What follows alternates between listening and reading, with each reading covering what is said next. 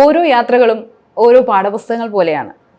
പുതിയ സംസ്കാരങ്ങളും വൈവിധ്യങ്ങളും രുചികളും നമുക്ക് പരിചയപ്പെടുത്തുന്ന പുതിയ പാഠപുസ്തകങ്ങൾ. സ്വാഗതം വൈവിധ്യങ്ങളുടെയും അനുഭവങ്ങളുടെയും പുതു അധ്യായത്തിലേക്ക്. Once again welcome to Roots.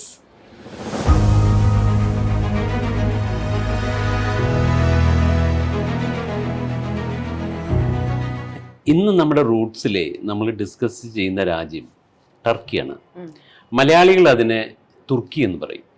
ടർക്കിയിലേക്ക് ഇപ്പോൾ കഴിഞ്ഞ ഒരു 2-3 വർഷമായിട്ട് ഒരുപാട് ടൂറിസ്റ്റാണ് പോയിക്കൊണ്ടിരിക്കുന്നത്. വളരെ മുമ്പ് എന്ന് പറഞ്ഞാൽ നമ്മുടെ കോവിഡ് പാൻഡമിക് വരെ സോമൻസ് ചെയ്തിരുന്നത് ഈ ഗ്രീസും ടർക്കിയും കൂടിയിട്ട് കമ്പൈൻഡ് ആയിരുന്നു. അപ്പോൾ എന്തുകൊണ്ടാണ് അത് ഗ്രീസ് ടർക്കി ഇപ്പോൾ സെപ്പറേറ്റ്? കാരണം എന്താ വെച്ചാൽ ഒന്ന് ഈ ടർക്കി വേണമെന്ന് ആ ഡിമാൻഡ് ടർക്കി എന്ന് പറഞ്ഞിട്ട് കുറേ പേരിങ്ങനെ വന്ന്, അപ്പോൾ അതുകൊണ്ട് തന്നെ നമ്മുടെ ഫോക്കസ് ടർക്കിയിലേക്ക് പോയി. പക്ഷെ ഗ്രീസും അതേപോലെ ബ്യൂട്ടിഫുൾ ആണ്. പക്ഷെ നമ്മൾ കൂടുതലും ഇപ്പൊ ടർക്കിയാണ് ചെയ്യുന്നത്. ഏപ്രിൽ തൊട്ട് ഒക്ടോബർ വരെ കണ്ടിന്യൂസ് എല്ലാ മാസവും ചെയ്യുന്നുണ്ട്. And it's a very good demand also. പിന്നെ ഞാൻ മനസ്സിലാക്കി കൊടുത്തോളം ഒരു കസ്റ്റമറെ ഒരു യാത്രികനെ ഹാപ്പി ആക്കാനുള്ള എല്ലാം തന്നെ ടർക്കിയിലുണ്ട്. പിന്നെ അതിൻ്റെ ഏറ്റവും വലിയ advantage, when you are on A Turkey tour you are seeing 2 continents. അതായത് ഏഷ്യയുണ്ട്, യൂറോപ്പുണ്ട്. അത് സംസ്കാരം എന്ന് പറയുകയാണെങ്കിൽ അതിനകത്ത് മിഡിൽ ഈസ്റ്റും വരുന്നുണ്ട്. കാരണം അതിൻ്റെ തൊട്ടാണ് ഈ ഇറാഖും ഇറാനും ഉള്ളത്. അപ്പോൾ ബൾഗേറിയ ഉണ്ട്, ഗ്രീസ് ഉണ്ട്, ഈ ജോർജിയ ഉണ്ട്. ഇതെല്ലാം അതിൻ്റെ അടുത്താണ്. അതൊരു ടർക്കീനെ കുറിച്ചിട്ട് പറയുമ്പോൾ ഇറ്റ്സ് എൻ ഇസ്ലാമിക് കൺട്രി ആണെങ്കിൽ പോലും ഞാൻ മനസ്സിലാക്കി കൊടുത്തോളം അവിടെ ഒരു കസ്റ്റമർ പോയി തിരിച്ചു വരുമ്പോൾ ഒരിക്കലും ഫീൽ ചെയ്യില്ല ഞാനൊരു ഇസ്ലാമിക് കൺട്രിയാണ് വിസിറ്റ് ചെയ്യുന്നത്. അതാണ് ഏറ്റവും വലിയ അഡ്വാൻറ്റേജ്. പിന്നെ എല്ലാവരും ഫ്രണ്ട്ലിയാണ്. ഒരുവിധമുള്ള ആൾക്കൊക്കെ തന്നെ ഇംഗ്ലീഷ് അറിയാം. വെൽ ഡ്രസ്ഡ് ആണ്. നമ്മൾ എത്ര ദിവസം ചിലവഴിച്ചാലും നമുക്ക് പോരാ, ഇനിയും ദിവസം വേണം തോന്നും. അങ്ങനെ ഒരു രാജ്യമാണ്. എനിക്കൊരുപാട് ഇഷ്ടമാണ് ടർക്കി. ടർക്കിയിലേക്ക് സരിത യാത്ര ചെയ്തിട്ടുണ്ടല്ലോ അല്ലേ? ഞാൻ യാത്ര ചെയ്തിട്ടുണ്ട്. എനിക്ക് ഒത്തിരി ഇഷ്ടമായതാണ് ടർക്കിയുടെ ആ ഒരു യാത്ര. ഈസ്റ്റ് ആൻഡ് വെസ്റ്റ് കൾച്ചേഴ്സിന്റെ ആ ഒരു ജോയിൻ ചെയ്തു തന്ന ആ ഒരു കൾച്ചർ എൻജോയ് ചെയ്യാൻ ഒത്തിരി സാധിച്ചു. സോമൻസിന്റെ ടർക്കി ടൂറിനെ കുറിച്ച് സാർ ഒന്ന് പറയാമോ? നമുക്ക് 2 ഡിഫറെന്റ് ഐറ്റിനറി ആണ് ഉള്ളത്. ഇപ്പോൾ നമ്മൾ April let us discuss about our next trip. അത് 9 ദിവസത്തെ ടൂറാണ്. അതിൽ ഏറ്റവും വലിയ അഡ്വാൻറ്റേജ് എന്ന് പറയുന്നത് ഫ്ലൈറ്റ് തന്നെയാണ്. സാധാരണ ഇതിനു മുമ്പൊക്കെ നമുക്ക് കിട്ടുന്നത് കുവൈറ്റ് എയർവേസാണ്. ബട്ട് ഇപ്പോൾ ഒമാൻ എയർവേസിലാണ് നമ്മൾ പോകുന്നത്. അപ്പോൾ ആ ഒമാൻ എയർവേസിൽ പോകുമ്പോൾ തന്നെ അതൊരു ഫുൾ ഫ്ലഡ്ജ്ഡ് ഫ്ലൈറ്റ് ആണ്. With food and beverages and everything available ആണ്. നമ്മൾ കവർ ചെയ്യുന്നത് മെയിനായിട്ട് 5 സ്ഥലങ്ങളാണ്. ഈ 5 സ്ഥലങ്ങളും as far as a customer is concerned, a passenger is concerned, അവശ്യം കാണേണ്ട കാര്യങ്ങളാണ്. ഈ 5 സ്ഥലങ്ങൾ എന്ന് പറഞ്ഞു കഴിഞ്ഞാൽ ക്യാൻ യു സേ എന്തൊക്കെയാണ് 5 സ്ഥലങ്ങൾ? നമ്മൾ ഈ പറയുന്നവരെ ഇസ്താൻബുൾ, പാമുക്കാലെ, കുസഡാസി, ഖനാക്കാലെ, കപ്പഡോക്യ. യെസ്. അപ്പം നമ്മൾ ചെല്ലുന്നത് ഇസ്താംബുളിലേക്കാണ്, തിരിച്ചു വരുന്നത് ഇസ്താംബുളിലാണ്. അപ്പോൾ ഇസ്താംബുൾ എന്ന് പറയുന്നത് ക്യാപിറ്റൽ അല്ല. ക്യാപിറ്റൽ അങ്കാരയാണല്ലോ. പക്ഷേ എല്ലാ ഇമ്പോർട്ടൻസും കിട്ടുന്നത് ഇസ്താംബുളിലാണ്. ബിക്കോസ് അതിൻ്റെ ആദ്യത്തെ സിവിലൈസേഷനും പിന്നെ അവിടെ കാണേണ്ട കാഴ്ചകളും അന്ന് ഭരിച്ചിരുന്ന രാജാക്കന്മാരൊക്കെ ഉണ്ടായിരുന്നത് ഇവിടെയാണ്. അത് പണ്ട് അത് കോൺസ്റ്റാന്റിനോപ്പിൾ എന്നുള്ള പേരിലാണ് അറിയപ്പെട്ടിരുന്നത്. യെസ്. അപ്പോൾ ഇവിടെ നമ്മൾ ആദ്യത്തെ ദിവസം ഒരു നൈറ്റ് നമ്മൾ ഇസ്താംബുളിൽ താമസിക്കുന്നു. മറ്റൊരു കാര്യം നമ്മൾ എടുത്ത് പറയേണ്ട ഒന്ന്, നമ്മൾ താമസിക്കുന്ന എല്ലാ ഹോട്ടൽസും ലക്ഷറി ഹോട്ടൽസാണ്. എനിക്ക് തോന്നുന്നത് നമ്മളുടെ ഈ മൊത്തം ടൂറിലെ ഒരൊറ്റ രാത്രി ഇസ്താംബുളിൽ മാത്രമാണ് ഒരു 4 സ്റ്റാർ നമ്മൾ താമസിക്കുന്നത്. ബാക്കി എല്ലാം തന്നെ 5 സ്റ്റാർ ആൻഡ് ലക്ഷറി ഹോട്ടൽസാണ്. അത് നമ്മളുടെ ഏറ്റവും വലിയ അഡ്വാൻറ്റേജ് ആണ്. നമ്മൾ ഇസ്താൻബുളിൽ നിന്ന് നമ്മൾ കപ്പഡോക്യയിലോട്ടാണല്ലോ വരുന്നത്. അപ്പോൾ കപ്പഡോക്യയിൽ നമ്മളെ കാത്തിരിക്കുന്ന കാഴ്ചകൾ എന്തെല്ലാമാണ്? നമ്മൾ അങ്ങോട്ട് പോകുന്നത് ഫ്ലൈറ്റിലാണ്. It is almost 300 kilometre distance ഉണ്ട് ഈ കപ്പഡോക്യയും ഇസ്താംബുളും കൂടിയിട്ട്. അപ്പോൾ നമ്മളൊരു ഫ്ലൈറ്റ് എടുക്കുന്നു, ഫ്ലൈറ്റിൽ അവിടെ ചെല്ലുന്നു. എയർപോർട്ട് തന്നെ ഈ കപ്പോഡിയക്ക സിറ്റി സെൻറ്ററിൽ നിന്ന് കുറേ ദൂരമാണ്. അതെ. അപ്പോൾ അവിടെ നമ്മൾ 2 നൈറ്റാണ് താമസിക്കുന്നത്. അവിടെ ചെല്ലുമ്പോൾ തന്നെ നമ്മൾ ഒരു പാസഞ്ചറുടെ മൈൻഡിൽ പോകുന്നതിന് മുമ്പ് തന്നെ ഒരു ചെറിയൊരു ഐഡിയ ഉണ്ട് എന്താണ് കപ്പോഡിയക്ക കാണാതെ ആർക്കും തിരിച്ചു വരാൻ പറ്റില്ലല്ലോ, അതൊരു ഇൻകംപ്ലീറ്റ് ആയിരിക്കും. അവിടെ എന്ന് പറഞ്ഞിട്ടുണ്ടെങ്കിൽ പണ്ട് എന്ന് പറഞ്ഞിട്ടുണ്ടെങ്കിൽ ലക്ഷക്കണക്കിന് വർഷങ്ങൾക്ക് മുമ്പ് ഉണ്ടായ ഈ അഗ്നിപർവ്വതം പൊട്ടിയിട്ട് ലാവകൾ ഒഴുകിയിട്ട് ആയിരക്കണക്കിന് 10,000-കണക്കിന് ഈ കോൺ ഷേപ്പിൽ ഓരോ വീടുകളാണ്, ഒക്കെ ഒരു അണ്ടർഗ്രൗണ്ട് വീടാണ്. അപ്പോൾ ഈ പണ്ട് റോമിൽ നിന്നൊക്കെ പലായനം ചെയ്തിട്ടുള്ള ഒരുപാട് ക്രിസ്ത്യൻസ് ഒളിച്ചു താമസിച്ചിരുന്ന സ്ഥലമാണ്. കാരണം അതിൻ്റെ ഫ്രണ്ടിൽ കൂടെ പോകുന്ന സമയത്ത് ഇവിടെ ഇങ്ങനെ ആരെങ്കിലും താമസിക്കുന്നു എന്ന് പോലും അറിയില്ല, മനസ്സിലായോ? അപ്പോൾ ഒരു അണ്ടർഗ്രൗണ്ട് സിറ്റിയാണ് അത്. അപ്പോൾ ആ അണ്ടർഗ്രൗണ്ട് സിറ്റി എന്ന് പറഞ്ഞിട്ടുണ്ടെങ്കിൽ അത് 10 പേർക്കോ 100 പേർക്കോ താമസിക്കാവുന്നതല്ല, 10,000-കണക്കിന് ആളുകളാണ് അന്ന് താമസിച്ചിരുന്നത്. അപ്പോൾ ഇപ്പോഴും നമ്മുടെ ടൂറിൽ ചെന്ന് കഴിഞ്ഞിട്ടുണ്ടെങ്കിൽ ഒരു സൈറ്റ് സീയിങ് ഈ വിസിറ്റിംഗ് ആൻഡ് അണ്ടർഗ്രൗണ്ട് സിറ്റിയാണ്, മനസ്സിലായോ?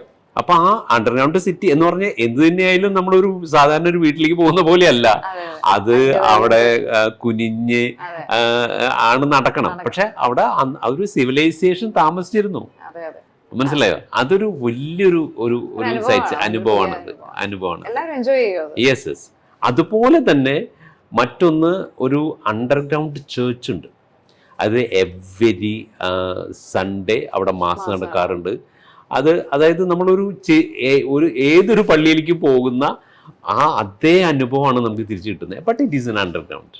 പിന്നെ മറ്റൊന്ന് എന്ന് പറഞ്ഞു കഴിഞ്ഞാൽ അവിടുത്തെ നമ്മൾ 2 നൈറ്റ് താമസിക്കുന്നുണ്ട്. ഒരു നൈറ്റ് നമ്മളുടെ താമസിക്കുന്ന ഹോട്ടലിൽ തന്നെയാണ് നമ്മളുടെ ഡിന്നർ. പക്ഷേ രണ്ടാമത്തെ ഒരു നൈറ്റിൽ നമ്മുടെ ഡിന്നർ കഴിക്കുന്നത് ഒരു അണ്ടർഗ്രൗണ്ട് ഹോട്ടലിനകത്തുള്ള ഒരു റെസ്റ്റോറൻറ്റിലാണ്. അമേസിംഗ് ആണ്, with cultural show, belly dance and ഈ നമ്മുടെ പാസഞ്ചറിനും അവരുടെ കൂടെ ഡാൻസ് ചെയ്യാം, and unlimited drinks and food. അങ്ങനെ ഒരു വലിയൊരു അനുഭവമാണ്. അപ്പോൾ 2 നൈറ്റ് നമ്മൾ അവിടെ താമസിച്ച് കഴിഞ്ഞ ശേഷം ഇതിനകത്ത് ഹോട്ട് എയർ ബലൂൺ കൂടിയിട്ടുണ്ട്. അപ്പോൾ ഹോട്ട് എയർ ബലൂൺ എന്ന് പറയുന്നത് നമ്മുടെ ടൂറിൽ ഇൻക്ലൂഡ് ചെയ്തിട്ടില്ല, ബട്ട് ഇറ്റ് ഈസ് എൻ ഓപ്ഷണലാണ്. എല്ലാവരും അതിൽ പോകാറുണ്ട്. അതിനകത്ത് ഒരേ ഒരു വിഷയം എന്ന് പറഞ്ഞു കഴിഞ്ഞാൽ ഈ ഹോട്ട് എയർ ബലൂൺ അത് ഇവിടെ നിന്നല്ല, ലോകത്തിലെ എവിടെ നടക്കുകയാണെങ്കിലും ഡിപ്പെൻഡ്സ് അപ്പോൺ ദ വെതറാണ്. അപ്പോൾ ആ വെതർ അനുകൂലമാണെങ്കിൽ മാത്രമേ അത് നടക്കുള്ളൂ. അപ്പം നമ്മൾ പലപ്പോഴും നമുക്ക് ഉണ്ടായിട്ടുണ്ട്, നമ്മൾ ഈ ടൂറിൽ ഇൻക്ലൂഡ് ചെയ്തു, അവിടെ ചെല്ലുമ്പോഴാണ് മനസ്സിലാവുന്നത് അയ്യോ സോറി അത് വെതർ ഈസ് നോട്ട് പെർമിറ്റിംഗ്. അപ്പോൾ അപ്പോൾ അതിനേക്ക് നല്ലത് എന്താണെന്ന് വെച്ചാൽ അത് ആ ദിവസം തന്നെ അഥവാ നടന്നില്ലെങ്കിൽ തന്നെ അവർക്ക് ആ പൈസയും നഷ്ടമാകില്ല, ഒന്നും ആകില്ല. ഹോട്ട് എയർ ബലൂണിൻ്റെ ഈ കോൺ ഷേപ്പ്ഡ് ആയിട്ടുള്ള ഈ വീടിന്റെ ചിമ്മിനീസിന്റെ മീതെ കൂടെ ഇങ്ങനെ തൊട്ടില്ല എന്നുള്ള രീതിയിൽ ഇറ്റ്സ് എൻ അമേസിങ് എക്സ്പീരിയൻസ് ആണ്. കപ്പോഡിയക്കയിൽ നിന്ന് നമ്മൾ പോകുന്നത് പാമുക്കലയിലോട്ടല്ലേ? ഓക്കെ, അത് ആ അനുഭവം എങ്ങനെയുണ്ടായിരുന്നു? പാമുക്കാലയിൽ നിന്ന് കേൾക്കുമ്പോൾ തന്നെ എൻ്റെ മനസ്സിലോട്ട് ഓടി വരുന്നത് അവിടുത്തെ വൈറ്റ് ടെറസ്, ഒരു സ്വിമ്മിംഗ് പൂള് പോലെ ഇങ്ങനെ കിടക്കുന്നത്, വൈറ്റ് ടെറസ്, ട്രാവൽറ്റൈൻ ടെറസ് എന്നൊക്കെ അറിയപ്പെടുന്നത്. പിന്നെ വരുന്ന അവിടുത്തെ thermal pool with rich of minerals. അതിന് ആ വെള്ളത്തിന് ഹീലിംഗ് കപ്പാസിറ്റി ഉണ്ടെന്നാണ് പറയുന്നത്. ആ ഒരു അനുഭവം, ആ ഒരു കാഴ്ച, ഇങ്ങനെ കുറേ സ്വിമ്മിംഗ് പൂള് പോലെ ഇങ്ങനെ കിടക്കുന്നത്, വൈറ്റ് ടെറസ് പോലെ ഇങ്ങനെ കിടക്കുന്നത്, അത് വലിയൊരു അനുഭവം തന്നെയാണ്. അതുപോലെ തന്നെയാണ് ക്ലിയോപാട്ര വൺസ് ഫസ്റ്റ് സെഞ്ചുറിയിൽ വന്ന് അവിടെ വന്നിട്ടുണ്ട് എന്നുള്ളതിൻ്റെ ഒരു കഥകളും അതിൻ്റെ ഇടയിൽ കേൾക്കാനിടയായിട്ടുണ്ട്. നമ്മുടെ സോമസിന്റെ പ്രോഗ്രാമിൽ എങ്ങനെയാണ്? അല്ല, ഇവിടെ തന്നെ നമുക്ക് ആ ദിവസം ഇപ്പം ഈ മൊത്തം ടൂറിൽ ഒരു യാത്ര എന്ന് പറയുന്നത് നമുക്ക് ഫീൽ ചെയ്യുന്നത് ഇവിടെ നിന്ന് ഇവിടേക്ക് എത്തുന്ന ആ ഒരു യാത്രയാണ്. പോകുന്ന വഴിക്ക് നമുക്ക് 1-2 സൈറ്റ് സീയിങ് ഉണ്ടെങ്കിൽ പോലും അവിടെ എത്തുന്നത് കുറച്ച് ഈവനിങ്ങോട് കൂടിയിട്ടാണ്. പക്ഷെ അവിടെ എത്തിക്കഴിഞ്ഞതിന് ശേഷം നമ്മൾ താമസിക്കുന്ന ഈ ഹോട്ടലും പിന്നെ ഈ ചുറ്റും കാണുന്ന ഈ ഹോട്ട് സ്പ്രിങ്സ്, അതും അതിനകത്ത് നമുക്ക് നമ്മളെല്ലാവരോടും പറയാറുണ്ട് വൈ ഡോണ്ട് യു ഇറങ്ങാന്ന്. അതന്നെ ഒരു റിജുനവേറ്റിംഗ് ആണ്.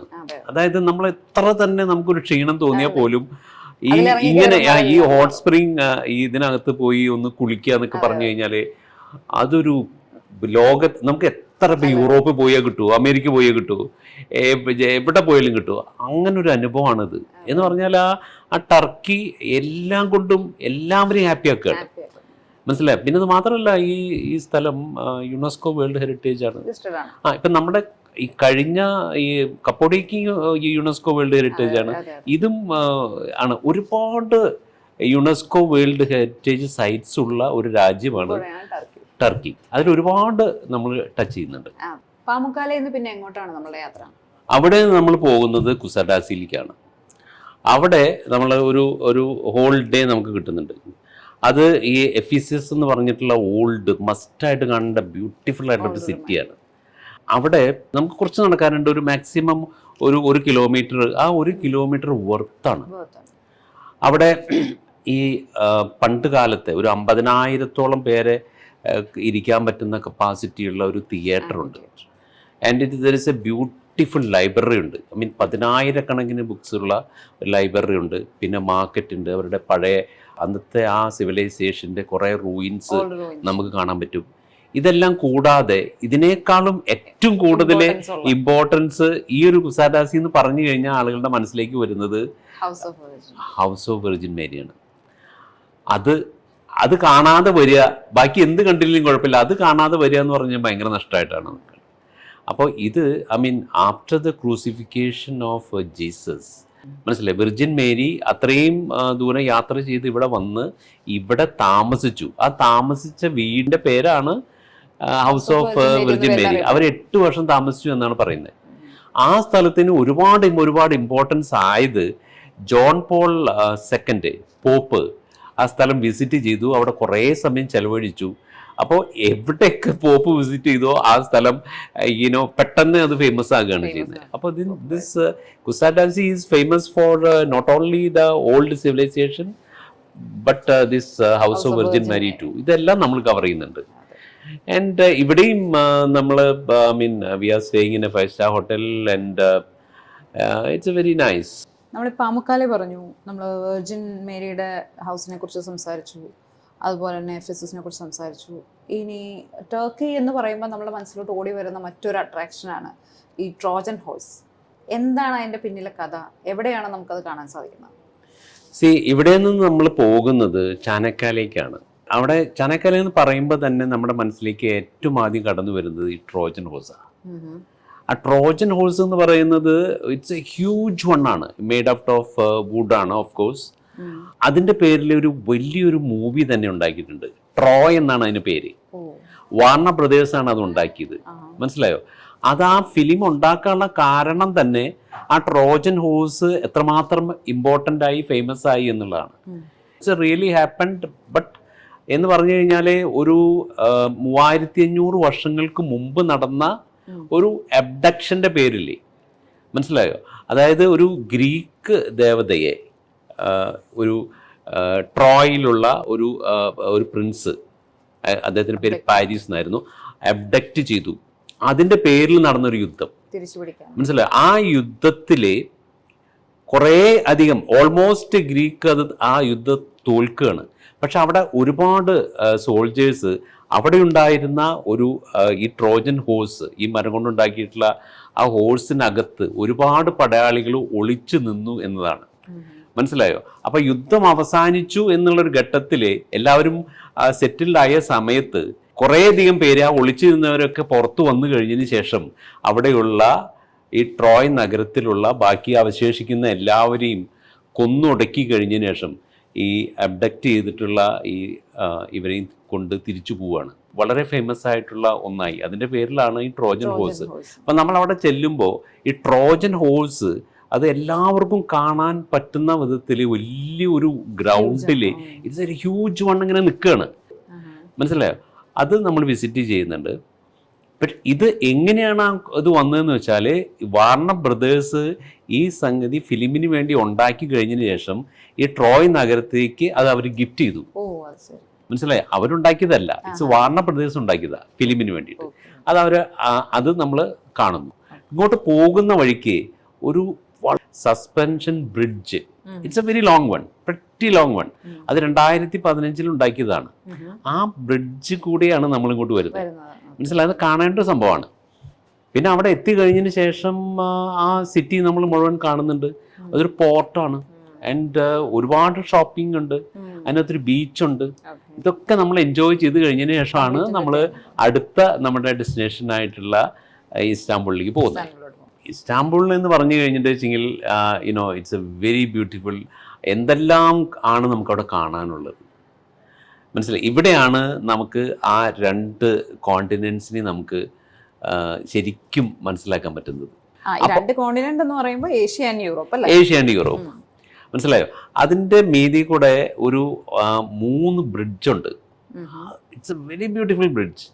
അപ്പോൾ ആ ബ്രിഡ്ജിന്റെ മുകളിൽ കൂടെ നമ്മൾ പോവുകയാണെന്ന് വെച്ചെങ്കിൽ ഈ യൂറോപ്പിൽ നിന്ന് ഏഷ്യയിലേക്ക് പോവാം, ഏഷ്യയിൽ നിന്ന് ഇങ്ങോട്ടും പോവാം. Yes yes yes. അപ്പോൾ ഇവിടെ അത് നമുക്ക് ശരിക്കും എൻജോയ് ചെയ്യുക എന്ന് പറഞ്ഞു കഴിഞ്ഞാൽ അവിടെ നമ്മൾ അതിനകത്തൊരു ഡിന്നർ ക്രൂസ് ചെയ്യുന്നുണ്ട് ഒരു ഷിപ്പിൽ. അത് എന്താ പറയുക, അതും രാത്രി ലൈറ്റ്സ് എല്ലാം ഓണ്, ഇപ്പുറത്ത് ഏഷ്യ അപ്പുറത്ത് യെസ്. ആൻഡ് അതിൻ്റെ അപ്പർ ഡക്കിൽ പോയിട്ട് നമ്മൾ ഇരിക്കുകയെന്ന് വെക്കുക. അപ്പോൾ നമുക്ക് ആ സിറ്റി ശരിക്ക് 2 കോണ്ടിനെൻസും കാണാൻ പറ്റുന്നു മാത്രമല്ല, അതൊരു ഈ DJ, മ്യൂസിക്, പിന്നെ dance, belly dance, I mean unlimited drinks and very big buffet. Everybody will enjoy. മനസ്സിലായി? ആ ടൂറിൻ്റെ ഒരു പൂർണ്ണതയിൽ എത്തുന്നത് ഈ ബോസ്ഫറസ് ക്രൂസിലാണ്. പിന്നെ നമുക്ക് അവിടെ കാണാനുള്ളതെന്ന് പറഞ്ഞിട്ടുണ്ടെങ്കിൽ ടോപ്പ് കപ്പി പാലസ് ഉണ്ട്. ടോപ്പ് കപ്പി പാലസ് എന്ന് പറയുന്നത് ഇറ്റ്സ് എ ഹ്യൂജ് വൺ. അതായത് പണ്ടത്തെ ഈ രാജാവിൻ്റെ താമസിച്ചിരുന്ന ആ വസതിയും അവരുടെ you know it's a huge one. Yes, അത് കാണേണ്ട ഒരു സംഭവമാണ്. അത് നമ്മൾ വിസിറ്റ് ചെയ്യുന്നുണ്ട്. പക്ഷേ നമുക്ക് ഏറ്റവും ആദ്യം ടർക്കി എന്ന് പറയുമ്പോൾ നമ്മളുടെ മനസ്സിലേക്ക് പെട്ടെന്ന് കടന്നു വരുന്നത് ബ്ലൂ മോസ്ക. ബ്ലൂ മോസ്ക് കാണാതെ ആരും തിരിച്ചു വരില്ല. അതെ അതെ അതെ. ആ ബ്ലൂ മോസ്കിനകത്തേക്ക് നമ്മൾ പോയി കഴിഞ്ഞാൽ അവിടെ എന്തുകൊണ്ടാണ് അത് ഇത്രയും ഫേമസ് ആയെന്ന് വെച്ച് കഴിഞ്ഞിട്ടുണ്ടെങ്കിൽ അതിൻ്റെ ടൈൽസ് എല്ലാം തന്നെ ബ്ലൂ ആണ്. പിന്നെ അവിടെ അതിനകത്തേക്ക് കയറി കഴിഞ്ഞിട്ടുണ്ടെങ്കിൽ ഒരു ഐ തിങ്ക് 5 or 6 ഈ ഷാൻഡ്ലിയേഴ്സ് ഇങ്ങനെ, അതും എന്തൊരു സ്വരോസ്കി ക്രിസ്റ്റലിനുണ്ടാക്കിയതാണ്. അത് ഇറ്റ്സ് അമേസിങ് ആണ്. നമ്മൾ അതിനകത്തേക്ക് കയറുമ്പോൾ ഓഫ് കോഴ്സ് അതിൻ്റെ ചെരുപ്പൊന്നും ഇടാതെ ആണല്ലോ. ഐ മീൻ അതിൻ്റേതായിട്ടുള്ള കാര്യങ്ങളൊക്കെ നമുക്ക് അവിടെ നമുക്ക് കാണാൻ പറ്റും. I mean Muslims they come and pray ചെയ്യാൻ വേണ്ടിയിട്ട് അവർക്ക് വേറൊരു എൻട്രൻസ് ഉണ്ട്, ബാക്കിയുള്ളവർക്ക് വേറെ എൻട്രൻസ് ഉണ്ട്. നമുക്ക് അവിടെ എത്ര സമയം വേണ്ടി ചിലവഴിക്കാം. It's a beautiful carpet and നമുക്കത് എന്താ പറയുക, ഹായ്, നമ്മൾ ഒരു നല്ലൊരു സ്ഥലത്ത് എത്തി എന്നുള്ളൊരു ഫീലിംഗ് ആണ് ബ്ലൂ മോസ്കിൽ എത്തി കഴിഞ്ഞിട്ട് വെച്ചിട്ടുണ്ടെങ്കിൽ. പിന്നെ മറ്റൊന്ന് നമ്മൾ ഇത് വെൻ യു സേ ഇസ്താംബുൾ എന്ന് പറഞ്ഞു കഴിഞ്ഞാൽ എൻ്റെ മുന്നിലേക്ക് ഏറ്റവും ആദ്യം വരുന്നത് ഗ്രാൻഡ് ബസാറാണ്, ഷോപ്പിംഗ് സെൻറ്റർ.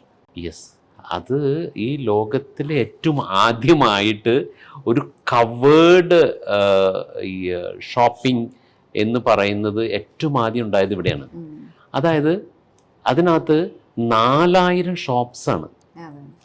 ഈ 4000 ഷോപ്സ് സ്ഥിതി ചെയ്യുന്ന അതിനകത്ത് 60 സ്ട്രീറ്റ് ഉണ്ട്. Can you believe? അതായത് ഈ ഷോപ്പിംഗ് സെന്റർ ആണ്, കവേർഡ് ആണ്. അതിനകത്ത് ഒരു 10 ഗേറ്റ്സ് ഉണ്ട് അങ്ങോട്ട് എൻട്രി ചെയ്യാനും എക്സിറ്റ് ചെയ്യാനും. 4000 shops, 60 street, and you get everything. മനസ്സിലായോ? ആൻഡ് അത് എല്ലാവരും എൻജോയ് ചെയ്യാറുണ്ട്. Of course you have to walk, bargain ചെയ്യണം. ബട്ട് എന്തൊക്കെയാണോ നമുക്ക് ആവശ്യമുള്ളത് അതൊക്കെ കിട്ടും, എവ്രിതിങ്. എന്തൊക്കെയാണ് ടർക്കിയിലെ ഫേമസ് കുസൈൻ എന്ന് പറയാവുന്നത്? അവിടെ ചെന്ന് കഴിഞ്ഞിട്ട് വെച്ചെങ്കിൽ ടർക്കി എന്ന് പറയും, ടർക്കി ഫുഡ് എന്ന് പറഞ്ഞിട്ട് വെച്ചെങ്കിൽ ഓഫ് കോഴ്സ് ആദ്യം വരുന്നത് ടർക്കി കബാബ് തന്നെയാണ്. പിന്നെ അവിടുത്തെ സ്വീറ്റ്സ്, അത് ടർക്കിഷ് ഡിലൈറ്റ്, പിന്നെ ബക്ലാവ. അപ്പൊ ഈ ബക്ലാവ ഇത് രണ്ടും വാങ്ങാതെ ആരും തിരിച്ചു വരുന്നില്ല. പിന്നെ ടർക്കിഷ് കോഫി, ടർക്കിഷ് ടീ. അവരുടെ ടർക്കിഷ് ടീ ഒക്കെ നമുക്ക് തരുന്നുണ്ടല്ലോ, ഒരു പ്രത്യേക തരത്തിലുള്ള ഒരു ഗ്ലാസ് ആണ്. പലരും ആ ഗ്ലാസിന്റെ കംപ്ലീറ്റ് സെറ്റ് തന്നെ വാങ്ങിക്കൊണ്ടുവരാറുണ്ട്. ഞാൻ പോയിട്ട് ഞാൻ ഒത്തിരി പേർക്ക് അത് വാങ്ങിക്കൊടുത്തിട്ടുണ്ട്. അതൊരു 6 ഗ്ലാസിന്റെ ഒരു സെറ്റാണ്, ഒരു പ്രത്യേക തരത്തിലുള്ളതാണ് അത്. അവർ ആ ചായയില് പാലൊഴിക്കില്ല. മനസ്സിലായോ? ഇറ്റ്സ് എ ബ്യൂട്ടിഫുൾ ടേസ്റ്റാണ്. അതുപോലെ തന്നെ ടർക്കിഷ് കോഫി അതുപോലെ തന്നെ. ആ കോഫി നമുക്ക് വാങ്ങാൻ കിട്ടും. അപ്പോൾ അവിടെ പോയി കഴിഞ്ഞിട്ട് വെച്ചെങ്കിൽ മിനിമം മസ്റ്റായിട്ട് വാങ്ങേണ്ട ചില കാര്യങ്ങളെന്ന് പറഞ്ഞു കഴിഞ്ഞാൽ അവരുടെ ടർക്കിഷ് ഡിലൈറ്റാണ്. പിന്നെ ഈ ബസാറിനകത്ത് ഒരുപാട് കാര്യങ്ങൾ നമുക്ക് വാങ്ങാൻ പറ്റും. എന്തൊക്കെയാണ് വേണ്ടെങ്കിൽ അതൊക്കെ കിട്ടും.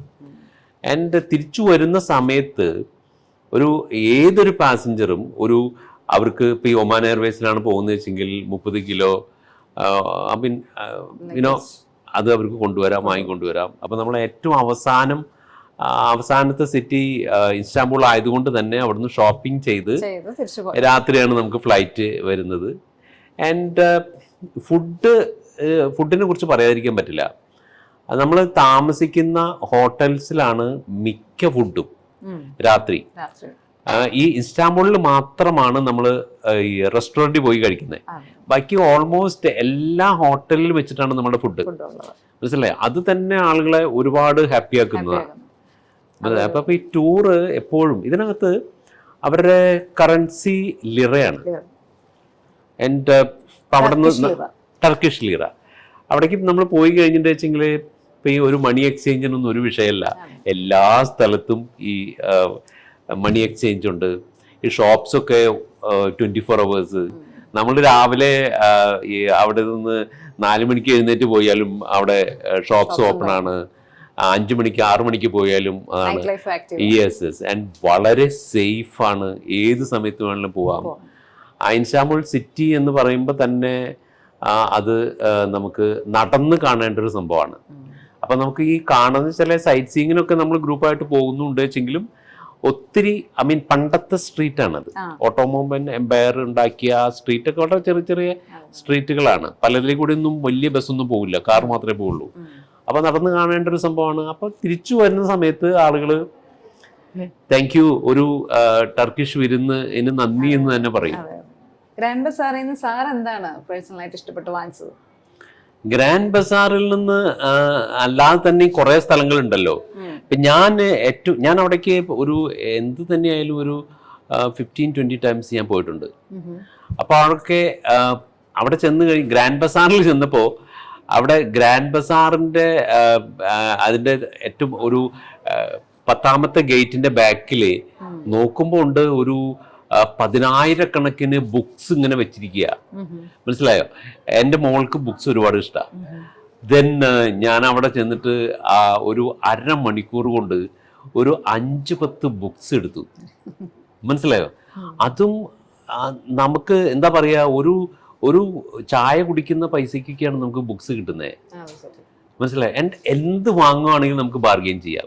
അപ്പോൾ ഏറ്റവും ആദ്യം ഞാൻ പോയ സമയത്ത് കുറേ ബുക്സ് വാങ്ങി.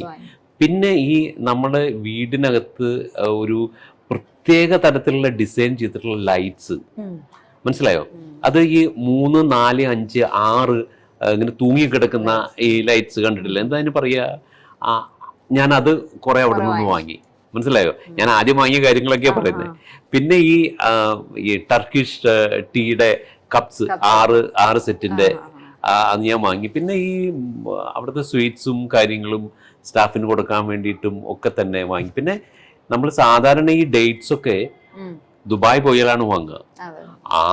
ആ ഡേറ്റ്സ് അതിനേക്കാളും നല്ല ഡേറ്റ്സ് ദുബായേക്കാളും ചീപ്പ് പ്രൈസിൽ ഈ ഗ്രാൻഡ് ബസാറിൽ കിട്ടി. മനസ്സിലായോ? അപ്പൊ ഞാൻ വാങ്ങി കൊണ്ടുവന്നതിന് കണക്കില്ല. ആൻഡ് എവറി ടൈം ഇപ്പോഴും കൂടി നമ്മൾ ഇപ്പൊ ഈ 2 മാസം 3 മാസം മുമ്പ് ഞാൻ പോയിരുന്നു. അപ്പോഴും ഞാൻ കുറെ ഷോപ്പിംഗ് ഒക്കെ ചെയ്തു. അതുപോലെ തന്നെ ടർക്കി കുസൈനെ കുറിച്ച് സാറിന് എന്താണ് അഭിപ്രായം? സാറിന് ഇഷ്ടപ്പെട്ട ഏതെങ്കിലും ഒരു പ്രത്യേക ഡിഷ് ഉണ്ടോ? നമ്മുടെ ടൂറിലെ ഒരു നേരം പോലും ഇന്ത്യൻ ഫുഡില്ല. മനസ്സിലായോ? ഏറ്റവും ഇമ്പോർട്ടൻ്റ് ആയിട്ട് നോട്ട് ചെയ്യേണ്ട ഒരു കാര്യമാണ്. അത് തന്നെ. അപ്പോൾ അവിടെ നമ്മൾ ചെന്നിട്ട് ഇരിക്കുന്നു.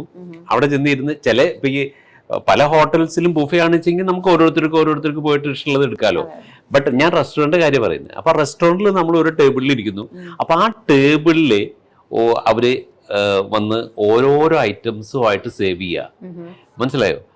അത് ആ സാലഡിൽ നിന്ന് തുടങ്ങി നമ്മൾക്ക് തോന്നും ഇപ്പൊ അത് അവസാനിക്കുന്നില്ല. കാരണം അത് 1, 2, 3, 4, 5, 6, 7, 8 നമ്മൾ അവരോട് പറയാണ് അയ്യോ മതി, പക്ഷെ അവര് പകുതിയായിട്ടുള്ളൂ. അതെ അതെ മനസ്സിലായോ? അത്രയും വെറൈറ്റീസ് ഓഫ് ഫുഡാണ് നമുക്ക് ഓരോരോ സമയത്തും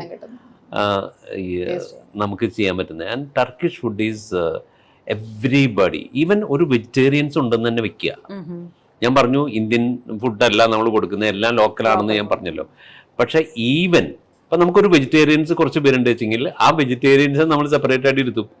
എന്നിട്ട് ആ വെജിറ്റേറിയൻസിനെ ഹാപ്പി ആക്കുന്ന വിധത്തിലുള്ള ഫുഡാണ് അവർക്ക് സെർവ് ചെയ്യുന്നത്. മനസ്സിലായോ? ആൻഡ് ഓരോ ഇതിന്റെയും അവസാനിക്കുമ്പോൾ ഒരു Turkish team. Yes yes yes, it's beautiful.